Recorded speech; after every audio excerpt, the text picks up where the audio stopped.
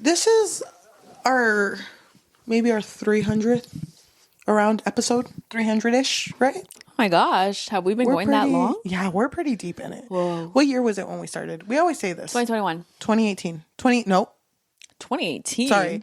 2021. Wrong bitch. 2019 was COVID. 2020. 2020 was when we started.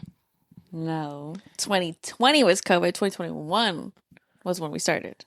2019 was when I moved. 2020 was the year COVID started. 2021. We started talking about it in 2020. Yes. 2021 was when we started our podcast. It's been 4 years. And every single day, every single night, I go to sleep and I'm like, we still haven't read a good sapphic romance. Because I've asked. Actually, no, don't give me. You're wrong. The app one was not that great. No. Which one? Evelyn Hugo. Oh, that was good. But it wasn't. It was sad. It was sad. I'll give you that. It was sad. It was really sad. I just want someone, because like we've read so many books where people are like openly gay. And I love it. I love every second of it. I love it. Mm-hmm. And then we read, oh my gosh, remember the Sunbearer Trials? So good. Oh, yes. So good. Oh my God, yes. I don't think we've read like a happy sapphic story. Because Misrule and Malice was also sapphic. And it wasn't that happy. And so the app one was happy. It had a happy ending. It did, but I wasn't. Written in the stars. But like, it wasn't there for me. And we also read Honey Girl. Oh, no, that one was not good. And it's so disappointing because I love the cover of that book. Mm-hmm. So I was like, oh my gosh, this is my first full V.E. Schwab book. Mm-hmm. And I'm so excited because I heard it was sapphic. This is your first V.E. Schwab book. Because I read First Kill. And I read The Invisible Life of Addie LaRue, which was so good. I know. Dude, that book made me cry. Dude, I need to read it. I don't think you would like it. You don't think so? It's a very polarizing book. In what way? And I kind of get it because what we see in this book that we're going to be talking about, V.E. Schwab is very like detail heavy in the sense of like, I feel like you're going through every single day. You know what I mean? Like you're getting a lot of character. Mm-hmm. And same thing happened in Addie LaRue where it was very, very long. Because you were getting a lot of information of what the character goes through. I heard someone though, because I saw so much about this book. Really? After I started reading it. Okay. And I saw part of a review where someone was like, I think you need to appreciate, like, yes, it's long. And there are some parts in this book that are very long-winded. But you need to appreciate that this isn't a romance. This isn't a story. This is like a study in the three characters. Mm-hmm. And you get to choose, like, what do you think of them when you reach the end of this story? So I do really appreciate that. But guess what? It's going to be sad. It's going to be really sad. Once again, we read a sad sapphic book. Please, can someone please? Oh my God, I just thought about another one that was sad. Just have a thought. We used to live here. Oh, yeah. See, okay. To anyone out there, please, you made Yajaira cry. Please. I want a good sapphic romance. I want a happy ending. I want yearning. I want pining, slow, the slowest burn. Oh, slow burn. Okay. Please, go ahead. Right there. The comments are breaking because everyone's running to give us recommendations. This is the clip for us. I want good sapphic romances. Mm-hmm. Please. Okay. Do you think... Yes. Going through the lives of 3 super sad lesbians, do you think that can fix your life? Sadly, yes. Welcome to the Book Fix Podcast, a podcast where we fix lives one book at a time. I'm your host, Cheli. And I'm your host, Yajaira. And today we are talking about Bury Our Bones in the Midnight Soil by V.E. Schwab. I forgot what you said. Bury Our Bones in the Midnight Soil by V.E. Schwab. Mm-hmm. This book has been highly anticipated from like a lot of people on Book Talk. Oh, yes. And I want to read the beginning part. Okay. While you're looking that up, I do want to say we do have book club. So if you are interested, this August we are actually reading The Night and the Moth by Rachel Gillick. It is going to be at the end of the month. You can join our book club on Fable and Goodreads. We do have links to that in our link tree, linktr.ee/thebookfix. Thank you. Okay, so the book starts off with this. It says, bury my bones in the midnight soil, plant them shallow and water them deep, and in my place will grow a feral rose, soft red petals hiding sharp white teeth. You know, it's really sad when like something is born in death. Like it feels very like, oh my gosh, we've read so many books like Like it this. shouldn't be? Or what do you mean? It's just kind of like you're so familiar with death, but it's so far away from you, you know? And it's something really sad about someone who's so familiar with dying. And I think the way that this book explored vampires and the lore of vampires, I really liked it because you can live centuries, but that doesn't mean that you're going to stay the exact same way. Like you will slowly be affected by things that you do or things that happen to you. So it's not uncommon for, you know, centuries to pass by and the vampire to slowly lose themselves. So I want to start in the past, way in the past. Way in the past, 1500s. Did you listen to the audiobook? Yes, I did. So when it was doing the switch between characters and it would say their names, the date, was that the date they died? I took it as the date they became vampires. Right? Okay. Yes. That's what I was taking it as too. Okay. So our first main character is named Maria. So Maria she's kind of like a tomboyish type of person. She is known for her one physical feature, which is her bright red hair. And although her mom keeps trying to like tone it down with like different washes, it just keeps getting Can't red. be tamed. Can't be tamed by Miley Cyrus. She is Loves being outside, loves getting dirty, loves just, chewing on cherry pits. yeah. And when she gets of age, she starts to realize what is intended for her, which is to get married. It was kind of sad the way it was just casually brought up to her. Like, I think it was her brother who was like, hey, come on, let's go to the living room because you're going to meet your husband. But I kind of loved that Maria was like, but they don't know that I've planted into this man's mind that he wants me. Yeah. Because if I'm going to get married, I'm not going to live poor.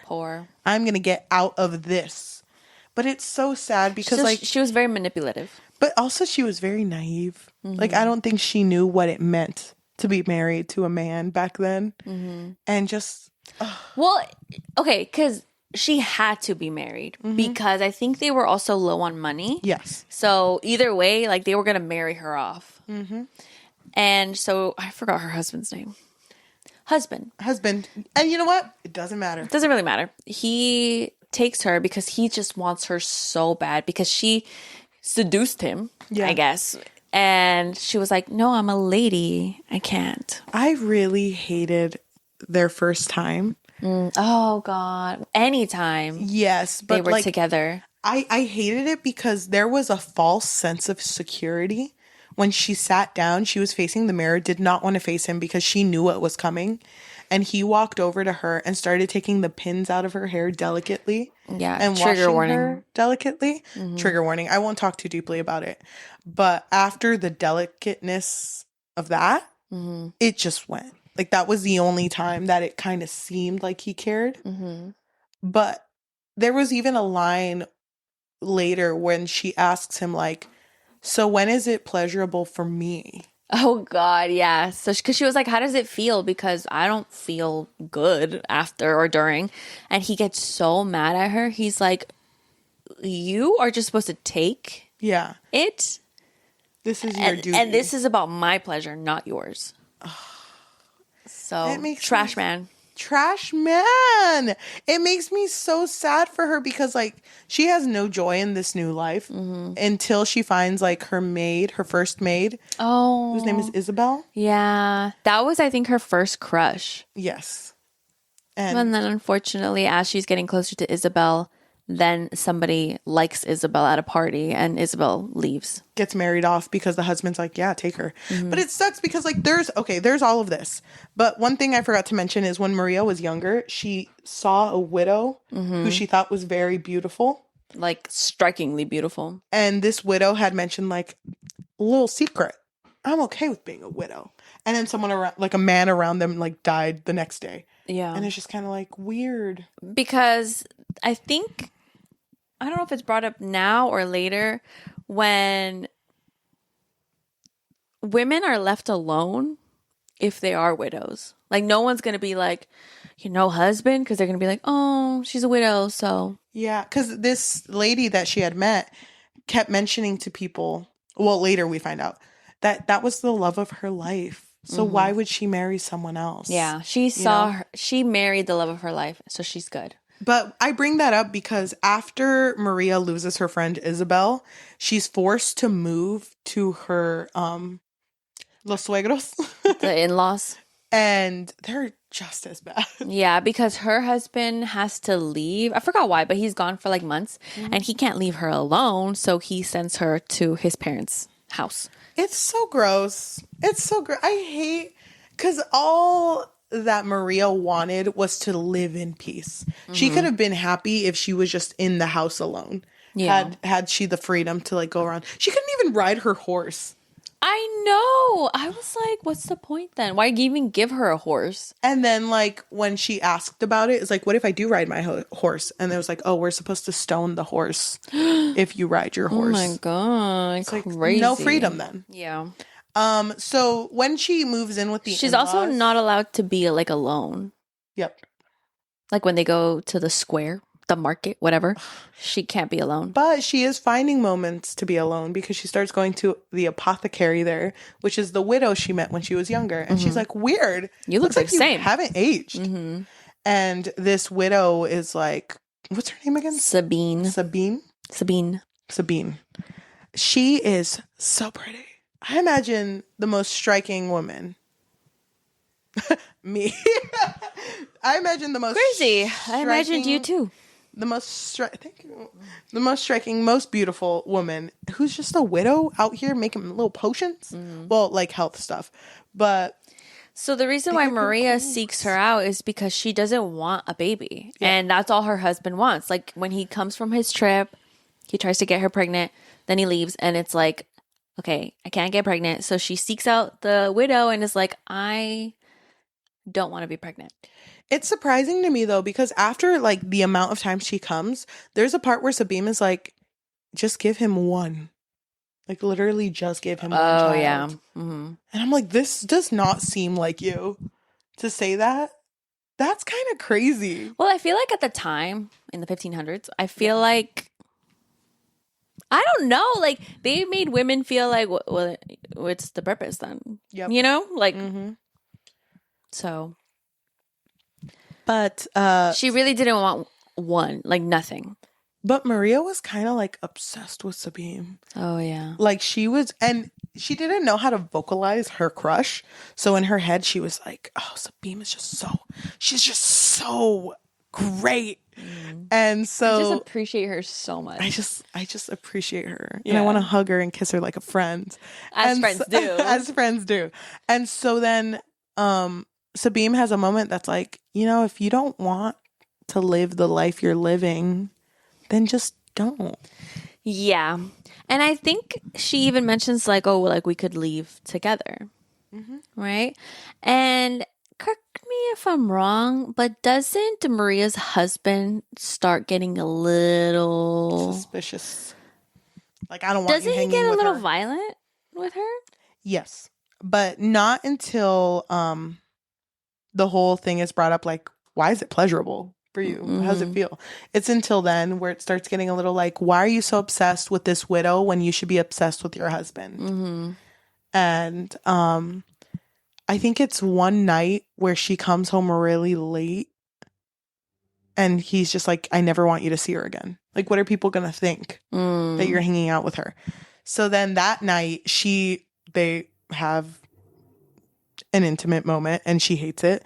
And she's like, I can imagine myself ending this man in so many different ways. Yeah. So after he's asleep, she sneaks out from the window and goes to Sabine and they kiss, don't they? Yes, but do they kiss? I don't. It's very intimate. I thought that it was an intimate moment, but basically Sabine is like, okay, you want to leave your life behind. Okay, there's only one way to do it. And she bites her. Yes. And then has Maria bite her back on, I think, her wrist. But Maria doesn't stop. Maria doesn't stop. And you know what? Spoiler alert, never stops. She doesn't know how to stop. She doesn't know how to stop. Do you think Sabine knew that was going to happen? No way. No way. Because she struggled, right? Yeah, she struggled against her. It's so weird because Maria had this moment before where she was talking to Sabine and was like, Sabine asked her, like, what do you want to be called? And Maria's just like, Maria. Oh, yeah, because Maria had told her that she didn't like her name, that she would change it. And so they had that conversation, but she never actually came up with a name. Until she offed Sabine. And then now she changed her name to Sabine. So from here on out, she's known as Sabine. Sabine or Sabine? Sabine with an N. Sabine. As in Nancy. Sabine. Oh, thank you. Sorry. Like frijol. Oh, I should have said that. Pop, pop, pop, pop. But then, should we keep calling her Sabine?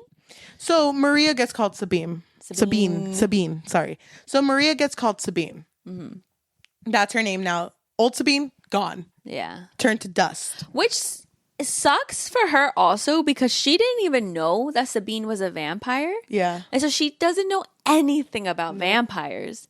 And so she ends up going back to her, I think it was still her in-laws' place. Yep. And offed everyone. Dude, and she went off. Yeah. It was a messy moment. Mm-hmm. And it's weird because seeing her figure it out, I was kind of rooting for her. Mm-hmm. Because I felt so bad, like the circumstances that she had. I just wanted her to find someone and fall in love. And live happily ever after. That's what I wanted too, so badly. And she kept finding other vampires that unfortunately would meet their end. Oh my God, the couple first. Renata and someone else, Henry. Her husband and Renata's husband. Yeah. I feel like they were really good for her because they taught her a lot about being a vampire. But then unfortunately they would go on killing sprees together and they got caught. They got caught because they were messy in the last one. Yes. And she couldn't save them and she also didn't save them. She didn't even try. No. But it's just so sad because like things like that would happen and I was like, well, she's still learning. She's still learning. I want to be here for her. I get you because I felt like, especially at this point in the story, because we are introduced to another character named Alice. Her death was 2019. She went on a date with this girl named Lottie. No, she didn't go on a date. She went out with her friends and then met a girl there at the bathroom, I think. Yes. Took her home, hooked up with her. And then the girl left. But then after that, she was turned into a vampire that night. Yes. But it's so weird because when she thinks about that night, things are very like fuzzy. Yes. And the thing with like Alice's perspective, I never really knew what was going on. Yeah. Because she would have moments where she would imagine her sister and then all of a sudden her sister would just like hold out her wrist and like, go ahead, do what you need to do. Mm-hmm. So it was very weird to tell what was actually happening with her. Yeah. But I'm saying like at this point, I felt like Maria's chapters were way more interesting to me. Yeah, me too. I was like in there. But then she met other vampires too. Yes, she did. I think the one that was, because after the couple, I think it was Alessandro. Oh, that one was so sad. So she had met this man who became partners with a human. His partner Mateo was literally like the love of his life. So they were a couple. Yeah. Alessandro and Mateo. But Mateo did not want to be a vampire. He was an artist. And I think he found beauty in death. So he had no interest. It makes me so sad because I don't remember how Mateo passes. Just old age. It was, it makes me so sad. It's funny because Sabine's whole thing, which is Maria, Sabine, her whole thing was that she never wanted to be alone. Like, she doesn't like being alone. Yeah. But then she saw what happened to Alessandro after Mateo passed. With Mateo, yeah. And she was just kind of like, I never want to be that pathetic. She was like, I never want to go through this. Because she also told him, why don't you just turn him? You could have just done it. Oh, and Alessandro was the one who first told her, why don't you ever stop? Like, you don't have to kill your victims, right? Yep. You could just drink their blood and move on. But she felt like she wasn't satisfied. But she wasn't satisfied either way. Yep. Like, you're just always thirsty. Oh, dude. This is the first vampire story that I feel like I've read where I actually feel like the dread of being a vampire. Oh, yeah. Like the fact that but I'm thirsty now. I'm hungry now. And it's like, dang, that sucks because it never stops. Never ending. So then Sabine meets Lottie. Which we do get Lottie's chapters too. Yes. Do you want to introduce Lottie? Before she meets Lottie, we actually get introduced to Lottie in Alice's story.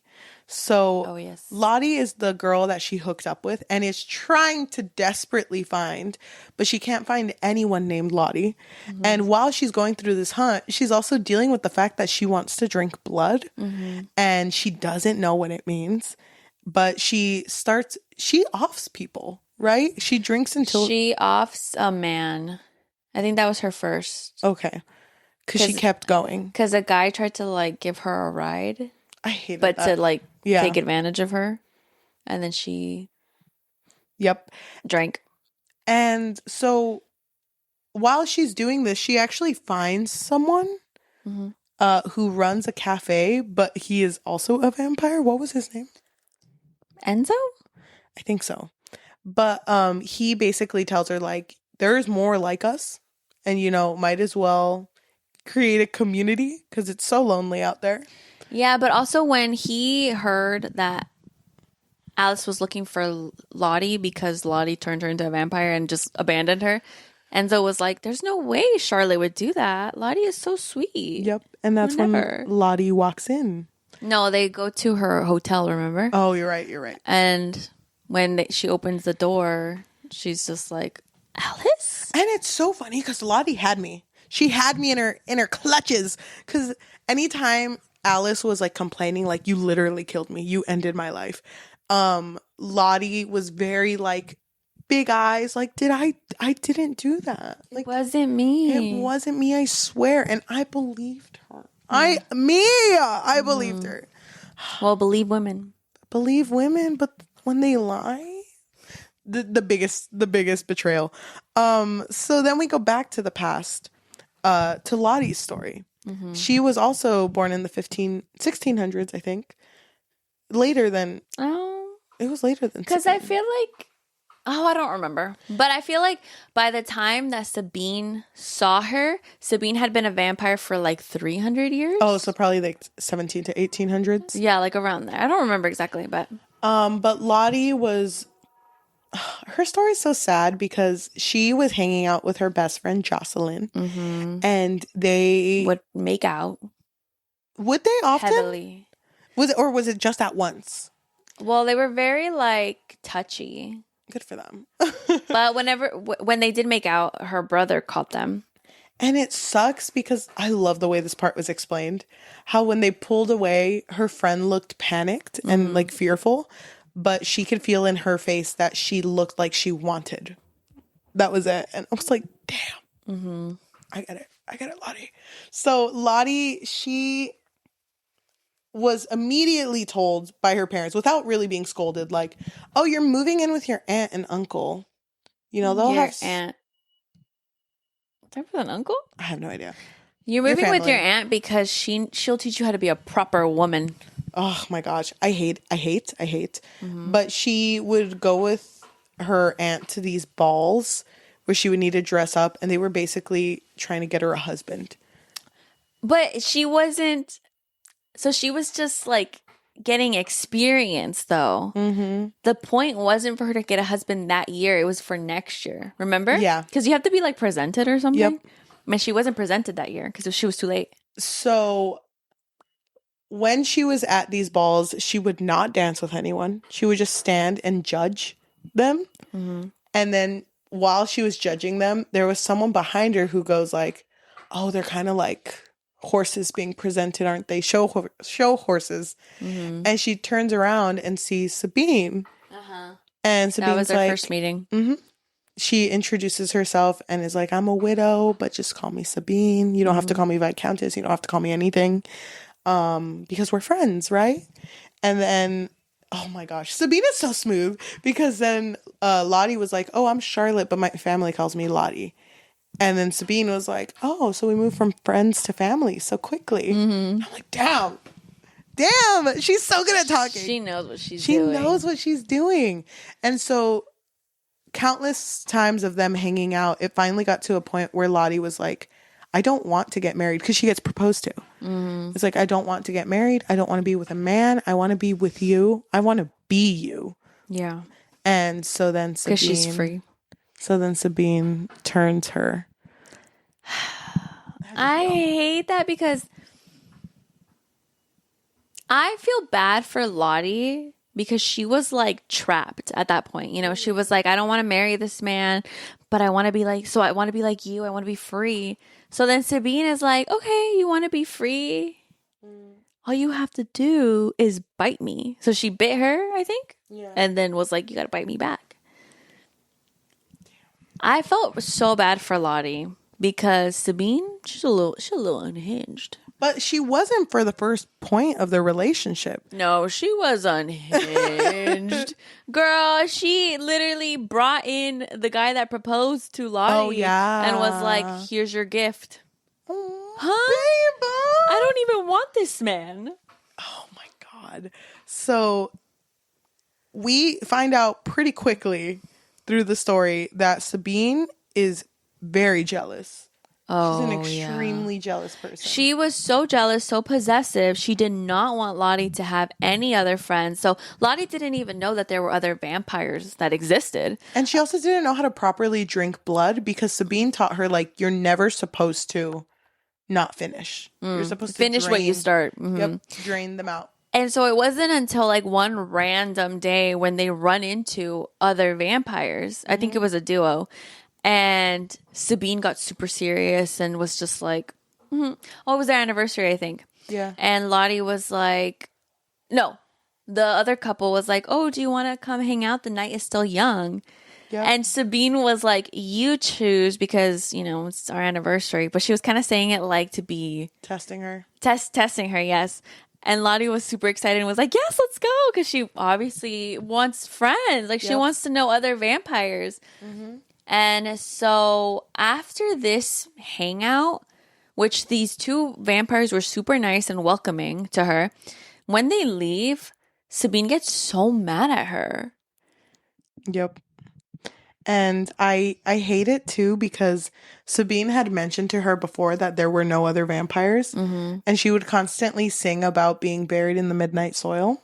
Oh, yes. And then Charlotte heard the other vampires saying that same quote. And it's just kind of like, you've known. You've known this whole time that there's other vampires and you've done nothing about it. And it sucks because they loved each other so much, but there's just so much hatred that's building up in Lottie that she doesn't really know what to do with it. And very early in their relationship, there's a moment where Sabine tells her, like, never hurt me. And it's so like, Lottie's just kind of like, okay. The reason why she brought that up was because Sabine was slowly like acting way more aggressive. Yeah. Didn't she like hurt like a child, like a children, I think? Yeah. I don't remember exactly, but she acted very aggressive and very violent that Lottie obviously looked scared of her. And so at night they were laying together and Sabine was like, promise me that you'll never hurt me. And Lottie, not knowing that this would be binding, Yeah. was like, yes, I promise. I'll never hurt you. And it sucks too because after that night of hanging out with the other vampires, when they went home and Sabine was angry, Sabine drank out of Charlotte's blood, but she did it so horribly that it described like her teeth hitting bone. And I'm just like, it's crazy that Sabine doesn't see an issue with this. Like she very much only thinks about herself and what satisfies her. Yeah. And I hate that. And I felt for Charlotte. So when it goes back to the future, when we're with Alice in 2019, Lottie's just kind of like, so please understand, like, I didn't kill you. It was all Sabine. Like, she goes over the girls that I sleep with and turns them or kills them. That was crazy how she had a catalog, basically, of all the women she slept with. And then under Alice, it said, tastes like grief. Sad, tastes like grief. Oh my gosh. Scottish, sad, tastes like grief. Oh, yes. Don't forget Scottish. Yeah. You know, it's funny because all the signs were there, but I was like, oh, Charlotte, I love her. I love her. She can't do any wrong. Trust her. I did. Also, trust her. Alice's point of view, they're in Boston. Yes. So Alice is still really angry because then Charlotte's like, but you don't get it.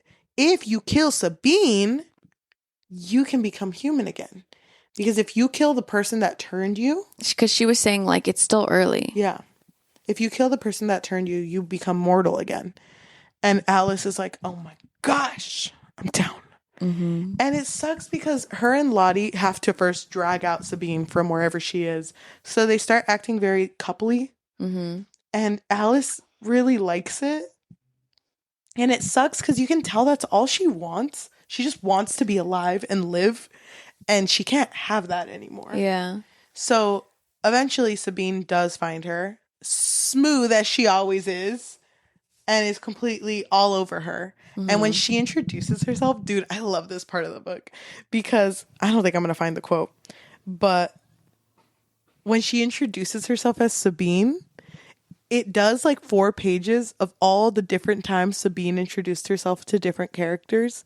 So when Sabine first introduced herself to Maria, when Sabine first introduced herself to Charlotte, when she introduced herself to Alice, and then like present time. And it's just kind of like, dang, this lady literally is walking into people's lives and ruining it. Yeah. And she's so like coy about it. I also like that part. It happened way earlier when I think it was Charlotte who asked Sabine, like, how many lives have you lived? And she was like, many, many lives. She really has. She really has. There's so much people that she affected. And the fact that it's been over like 600 years or 500 years and she's still affecting people.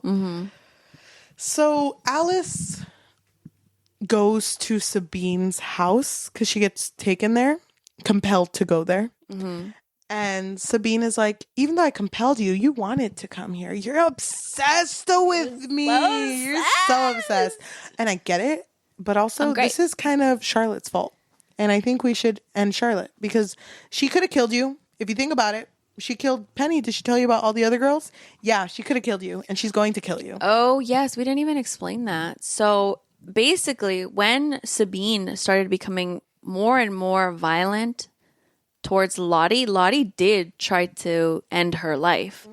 She had like a knife against her throat, but she couldn't push it in. And so that's when she realized that the promise she made was binding. Like she can't hurt her. And so she ends up leaving Sabine, escaping from her. She literally like moves to a different country. And every girlfriend that she would have and make, one of them being Penny, she would fall in love with them, but then Sabine would show up and basically end their life to torture her. And I think there's even a point where Alice asks her, like, if you knew this was happening, why did you sleep with me? And then her response was, well, I no longer had serious relationships with women anymore afterwards. I just had like flings, like one night stands. Yes. I hate that. I hate that so much. So now present time, Alice and Sabine are in a house together in a penthouse. Yes. And Sabine is like, oh, I have blood out if you want to drink any of it. And she's about to, right? But then she doesn't. I think she's like getting like, oh my God, I am thirsty. But then she doesn't because Sabine makes a comment like, I only drink from fresh things. That's all for you. And it's just kind of like, that's a little sus. So she backs away. She keeps thinking about Charlotte because she doesn't want Sabine getting into her head. And then she's like, oh, Sabine, I actually have to go take a shower. Because Sabine tries to get with her, like hook up. And she's like, no, I have to go take a shower first. It's been a long day, but after, like maybe. And so she allows her to. And when she's in the shower, she starts thinking, it's just, go read the book. Alice's life is so hard. She has so much that happens to her. And she's thinking about like all of these things that kind of made her her and all of the people she has lost. And Sabine joins her in the shower. And when she does, she turns around and stabs her with a piece of silver. Alice stabs Sabine. Sabine. And Sabine doesn't even fight. No. It just happens. She just kind of accepts it. And she becomes like, it's interesting because she's lived for so long. So she becomes like a pile of like sludge is how I imagined it. And does she just see her go down the drain? I don't really remember. But the thing is, Lottie had explained to Alice that, you know, dagger to the heart is what kills vampires. But also what weakens them is like grave dirt. So dirt from graves, which, funny enough, Alice did carry dirt from her mother's grave in a necklace. So she put that in the glass of blood. Because she thought that Sabine would have drank it, but then Sabine was like, no, only fresh for me. Oh, you're right. That's what it was. Okay. So then after she kills Sabine, she goes to the couch and she's just sitting with her head back and she's waiting. And that's when Charlotte comes in, Lottie comes in and is like, did you do it? Is Sabine's gone? Like, and Alice is basically like, you lied to me. I thought I would feel something like a change, a heartbeat, and nothing's changed. And Lottie's just like, yup, I did lie to you. But you have to understand, like, you had to kill her. Yeah. And so then she sits down and it occurs to Alice, like, Sabine was telling the truth. Lottie is gonna kill me. And she looks over because Lottie has a bag and in it she has silver. And she's like, she's gonna literally kill me right now. And so then while they're sitting there, the cup that had blood in it that was supposed to be for Sabine, Lottie drinks it. And Alice doesn't stop her. And automatically Lottie starts coughing. And that's when Alice grabs the dagger that it's like a hairbrush that's in Charlotte's bag. And immediately, like, Charlotte's whole demeanor changes. And she sees, the way that Alice describes it is like she sees the person who was so okay with sleeping with girls even though she knew they were going to die. Or like just messing around even when she knew the repercussions. And or just kind of like accepted Sabine's killing sprees, you know? Yes. And so then she stabs Lottie and Lottie becomes nothing as well. And she goes a lot faster than Sabine did because her life was a lot shorter. Yeah. And this book ends with Alice walking away from this and getting a call from her dad.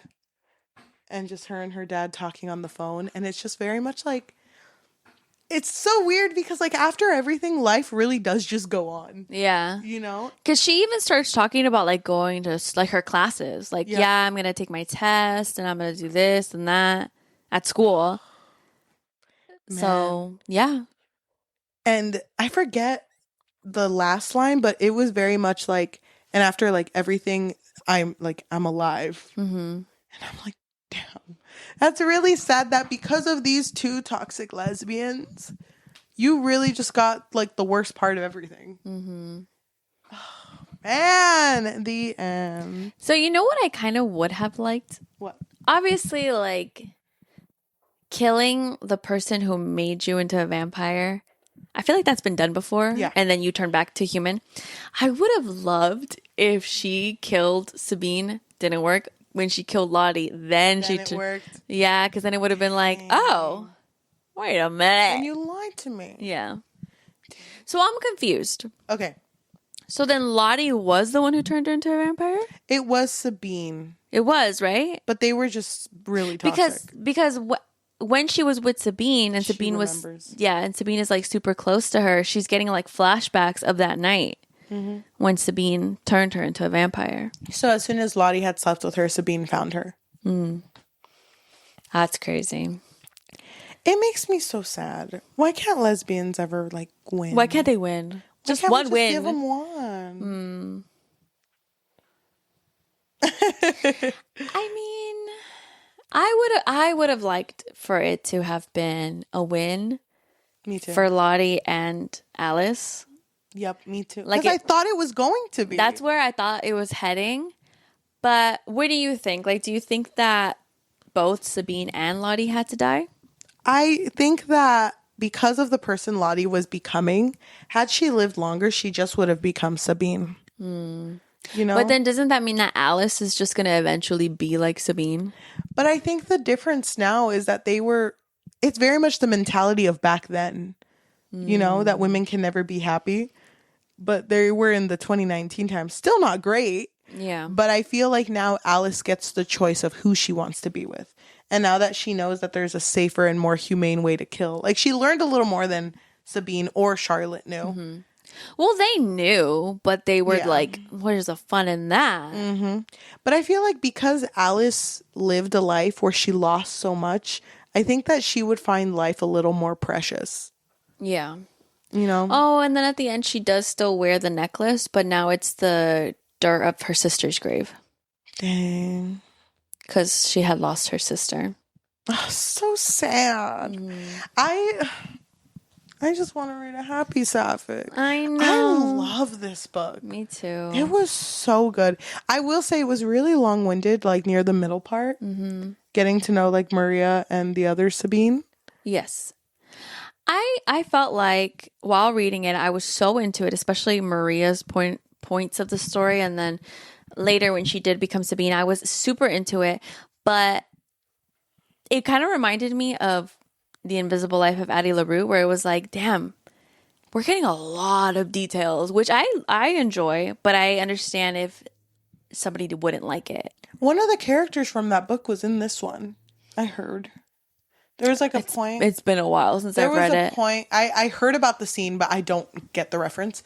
But there was a point where Lottie was talking about seeing someone who had freckles like stars. Oh yeah, that's Addie. Yeah. Because she has freckles like a constellation. Yeah, that's what it was. So How did I miss that? I think it was in her Oh, I must have just. book.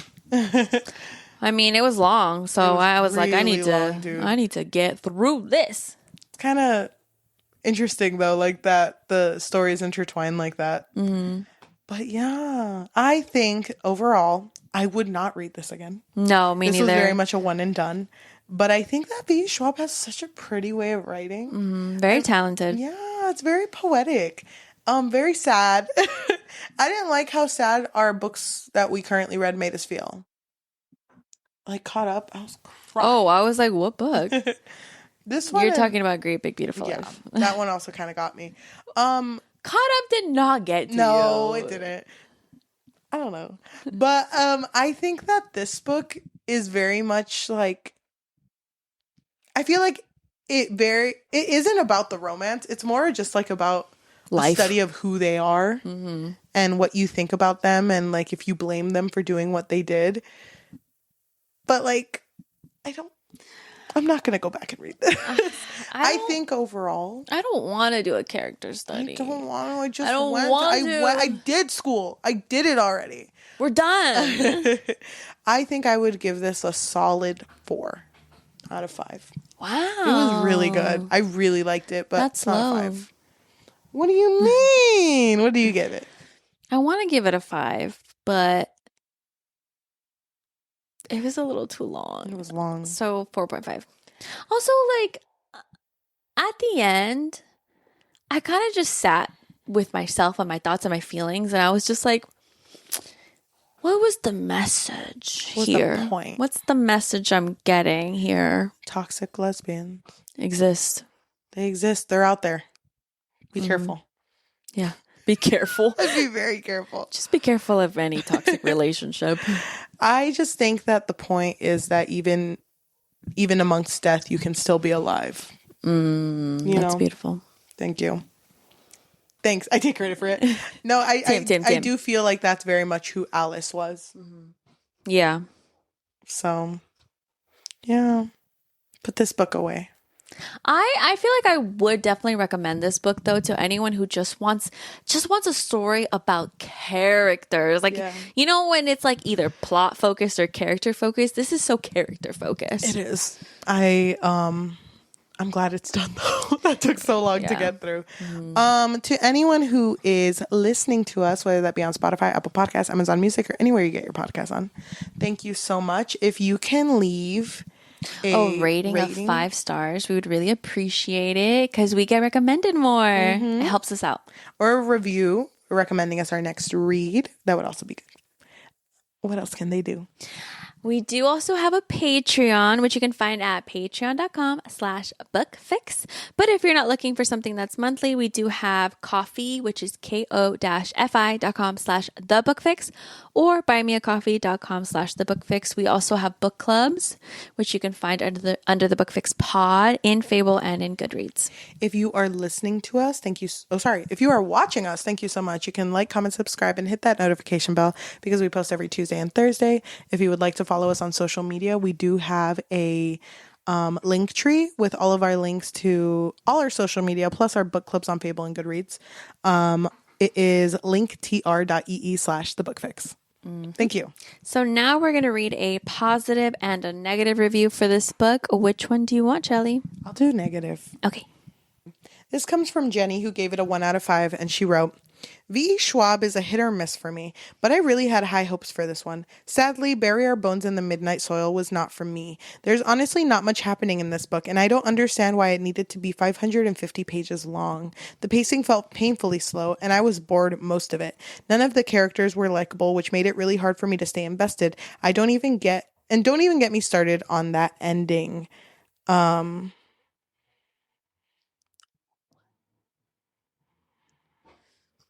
It just wasn't for me. The plot could have easily been told in half the page count. The FMC was toxic and flat, and the side characters were underdeveloped, and the pacing was too slow. You might think that pushing through all of those pages will lead to a satisfying payoff, but trust me, it is not worth it. Okay, my review comes from Bailey. They gave it 5 out of 5, and they wrote, I need to know what kind of magic V.E. Schwab possesses to make me feel this way after reading. This was beautiful and tragic and toxic in such a phenomenally written way. One of my favorites of the year. Thank you so much for watching, and we will see you next time. Bye. Bye. Dude, I'm sweating. I feel very hot right now. Dude, I do too. What are we going to do about it? We should cool down because I feel like our funny leaves us when we're hot. When we're too hot? You're so right. We were definitely not hot. Wait, make it. Hello? Well, we're always hot. We're not. Oh, wait, we're back. Wait, say a joke. I was going to say that we were not funny when we were in Cowtown. No, we weren't. You know what? I agree with you. Mm-hmm. I remember the episodes where we would film and you and I were glistening. Like donuts. We were beautiful. Not funny, but beautiful. Wow. We can't be both. Let's cool down. And the next episode, we just start off with a joke. So many goofs jokes. and gaffs.